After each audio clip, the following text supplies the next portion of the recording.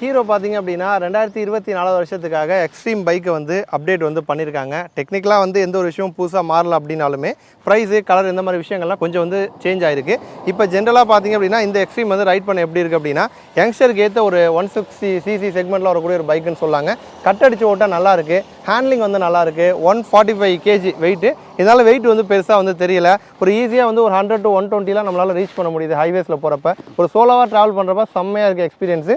அதேமாதிரி ஒரு 55 to 60 கிலோமீட்டரில் டாப் ஸ்பீடில் நமக்குள்ள சிட்டிக்குள்ளேயும் வந்து ரைட் பண்ண முடியுது. ஸோ சோலோவாக நம்ம வந்து டூரிங்கும் வந்து ட்ரை பண்ணலாம், சிட்டிக்குள்ளே ரைட் பண்ண செம்மையாக இருக்குது பைக்கு.